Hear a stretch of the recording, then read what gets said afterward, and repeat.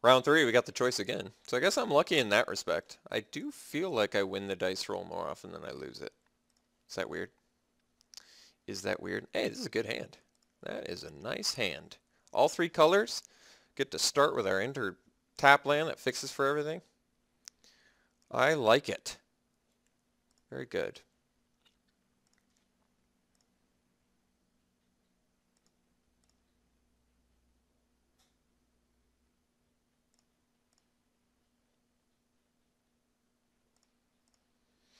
Some sort of prowess deck, perhaps?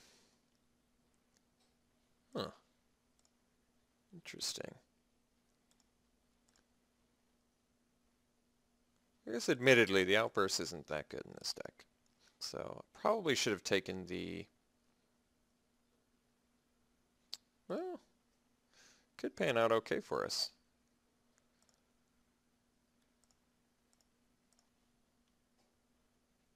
Oh, that was a good draw.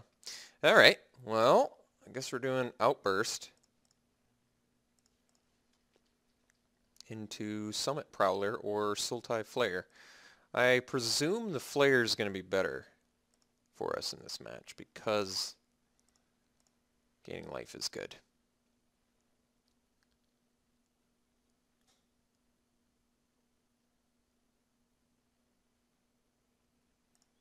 Oh, that's weird. Was not expecting that. So he's Jeskai America, but still not sure that's the best one.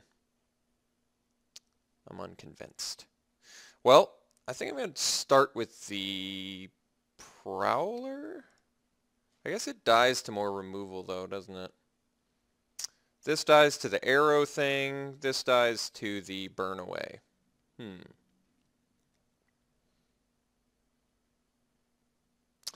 Guess the flare, well, I was going to say the flare works better with the Timur Charm fighting, but is that even true?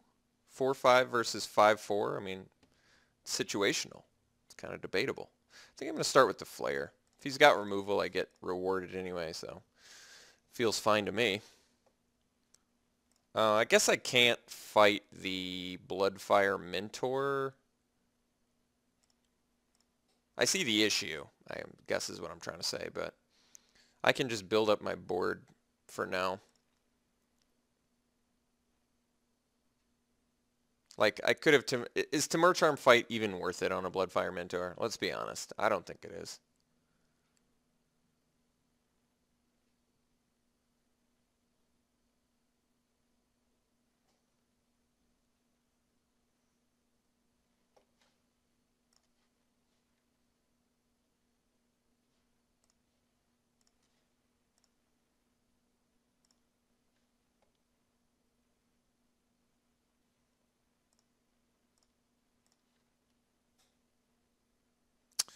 Alright. Pretty straightforward turn here. Let's just get a Bear's Companion down and then pass the old turn. Oops. Forgot to add my blue.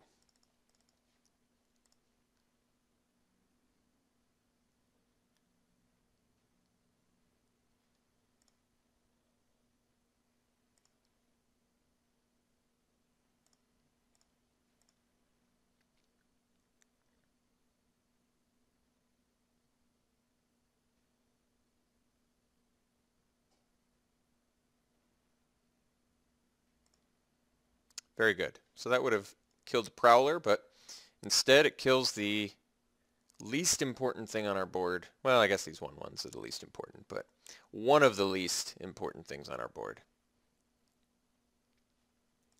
Dazzling Ramparts. So, let me get this straight. We're playing some sort of... I don't even know. That's just weird. There's something that makes me uncomfortable about that. That's just a bit strange. Well, this is kind of nice. We get to do Loxodon and keep up Timur Charm. Very nice. No real value in attacking since he's got a couple blockers, so I guess we'll just chill out another turn.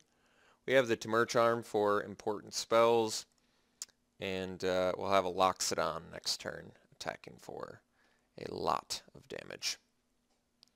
Dragon Grip.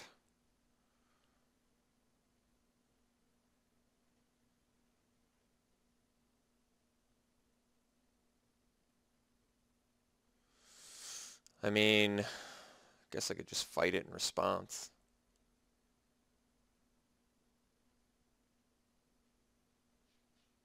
Could also just mana leak it. But fighting it in response is a 2-for-1, whereas countering it is not. Alright, I'm just going to fight it. We're going to fight it with my Flare? I guess we'll fight it with the bear. I can't think of reasons not to, so.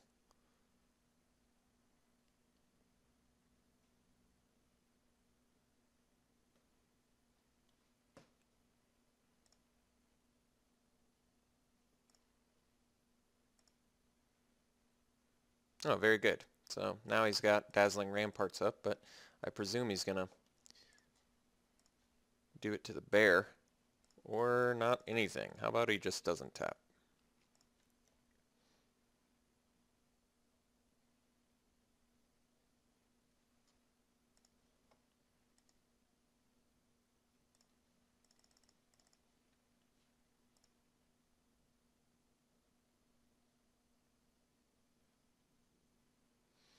Oh yeah. Well, I guess, yeah, he can't tap anything. This card's kind of awkward in like that.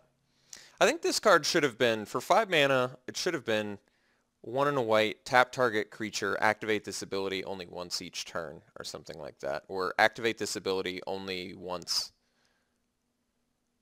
and only on your opponent's turn, or something like that. Only once per turn and only on your opponent's turn, something like that. But it just seems not good enough as a card that either blocks or taps, but either way it's a bunch of mana. Alright, so he just concedes.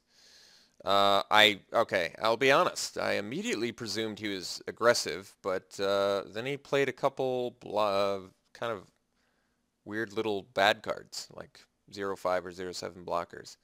So now I'm just sort of confused, and I think we're going to keep it the same.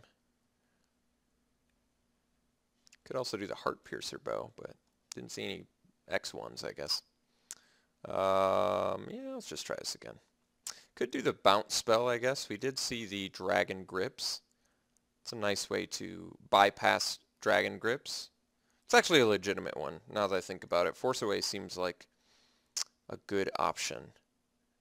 But does it seem better than anything I have? I guess Hurling Burst, let's be honest, it didn't do that much this game. So let's bring in the Force Away instead. Just in case. It's not that Hurling Outburst is bad, because it's not. It's just not very good in this deck. It's just like board clutter. Buying me buy time board clutter is really all it is. Alright, let's try it like this. And yes, that does lower our creature count to 14, which is admittedly a bit awkward, but what can I say?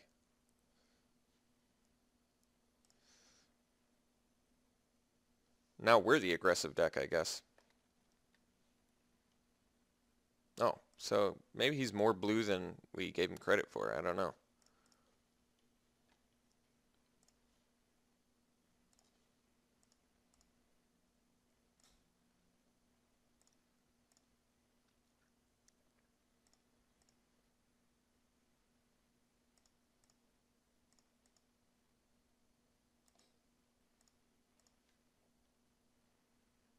Oh yeah, we do have a foil Sark in the Dragon Speaker in our deck. That's right.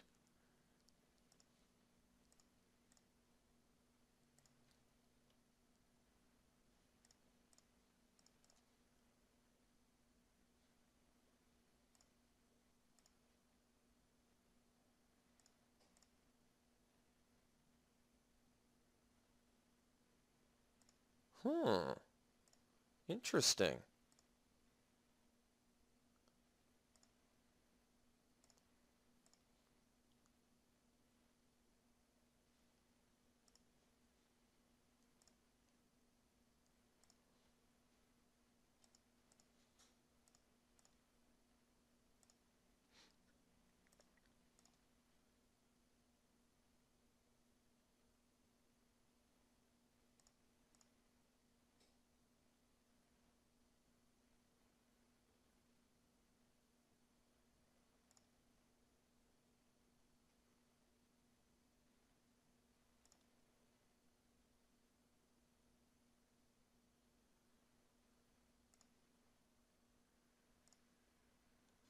Well, I'm going to be fighting this little fella. So I imagine it's just some sort of trumpet blasty deck.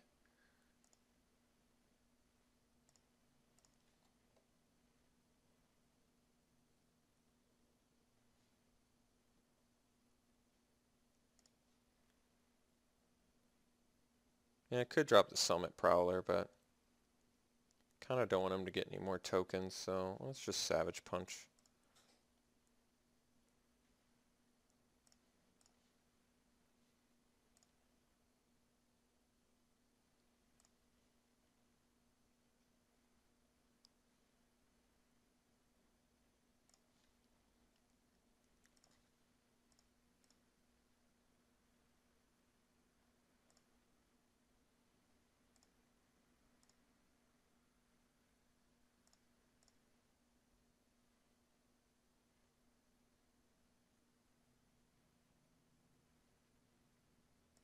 All right.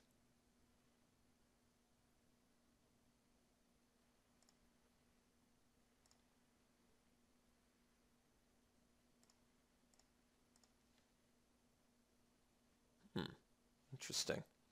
All right, let's drop Sarkin. This lets us do a couple things. So I think our plan is to protect Sarkin, so I'm going to be leaving the Swift Spear back just in case he's got more stuff to do next turn. So, I mean, I guess he can just... No, I guess he can't. So we're going to +1. We're going to get our flyer. Even if he attacks and sacrifices, he can't deal with the Sarkin. So we'll get in for our 4 damage now.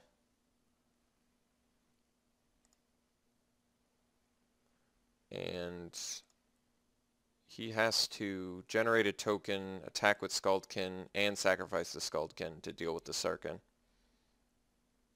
And if he doesn't deal with the Sarkin, we can start doing unfair things with Savage Punch.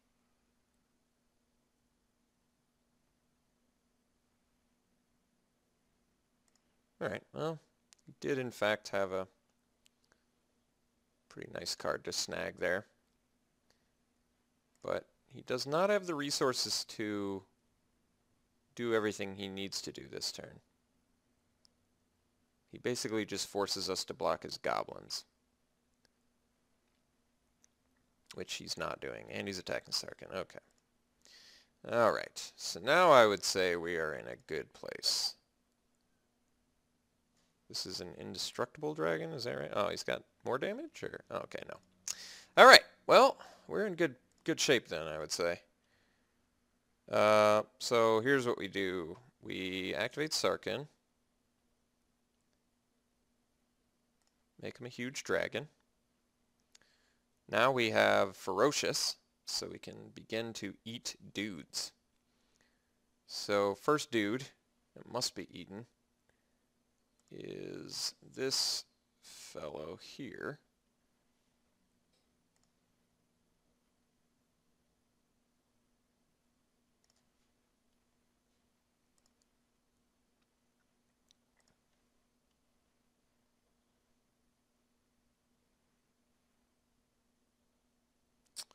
I can bring him up to 8 power, but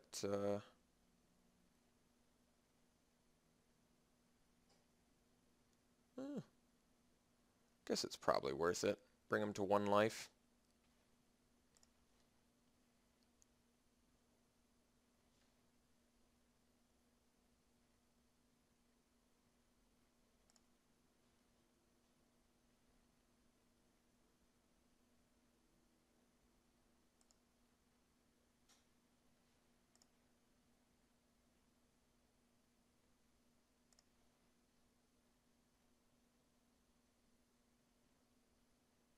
Guess the Bondkin's not that big of a deal, is it? But I do kind of want to get rid of it, in all honesty.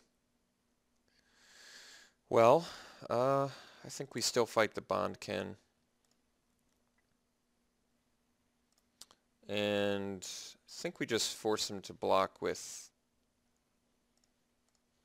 So he's going to go... I could do the game, Highland game 2, force all the blocks, but Sarkhan still has a couple life.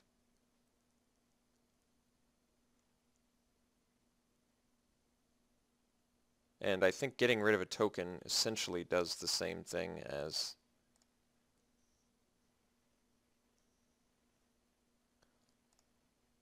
Basically, he has to make 2 tokens in order to kill Sarkhan.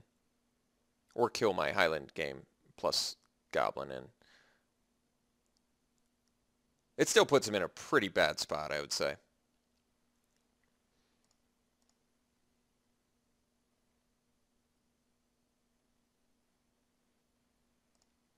He's obviously digging. All right. Well, ended up going 2-1. Round 1 was rough, but at least the deck really showed its true colors round 2 and 3, because I knew it was a good deck. And I'll even go as far to say we were lucky round 3. I know. I never say it, but I would say seeing all 3 of our Savage Punches is pretty lucky. So, and our Sarkhan, for that matter. And pulling Sarkhan is lucky, especially when he's foil, and pulling that other mythic that I'm going to sell is also lucky. So, plenty of luck on my end this draft. I hope you enjoyed it. We'll see you for the next one.